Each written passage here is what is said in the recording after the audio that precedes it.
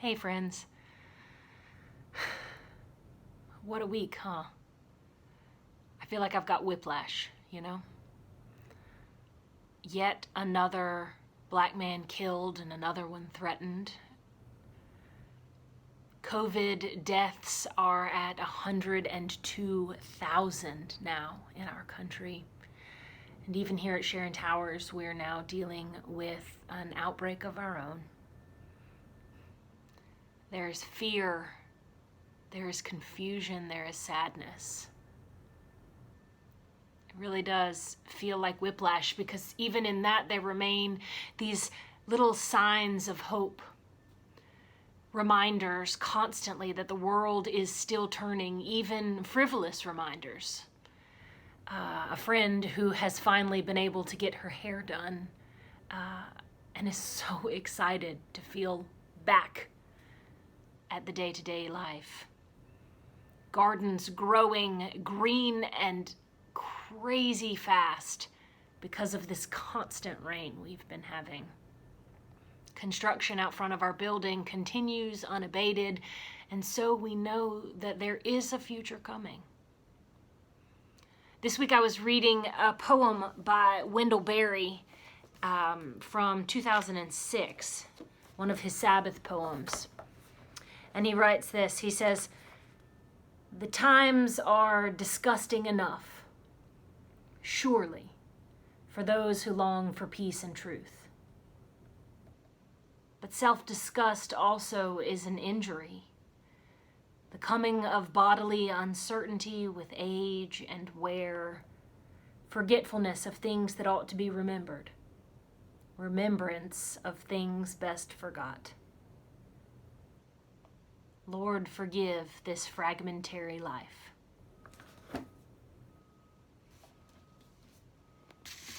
Lord, forgive this fragmentary life. Where do you turn when you feel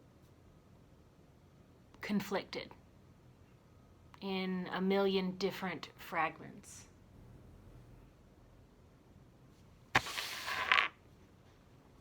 When the world feels terrible and wonderful, all in the same breath. The Apostle Paul spoke to some of his friends in a similar situation in the letter to the Philippians. It's only 4 chapters long, and it might be worth reading this week. The Philippians letter is really different than a lot of the letters because it's warm and friendly and encouraging, written clearly by someone who cares deeply for the people that he's writing to. You know, Philippi was the first city that Paul visited in Macedonia after having this amazing dream of a man calling him to come and speak with them and preach to them. And so he has this warm place in his heart for them for the rest of his life.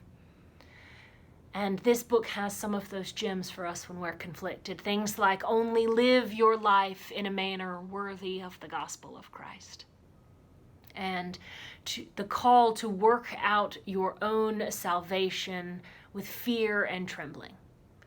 For it is God who is at work in you, enabling you both the will to, the ability to work for his good pleasure.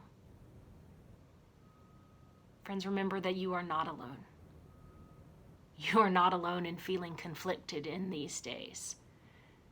There's nothing wrong with feeling happy, even in dark days, and there is nothing wrong with feeling crushed by the circumstances of this world. All of us live in this in-between time. But you are not the only one. I am here. There are many who love you deeply and dearly. So reach out to someone this week. Connect. Help them to remember that God is love. I'll talk to you later. Bye.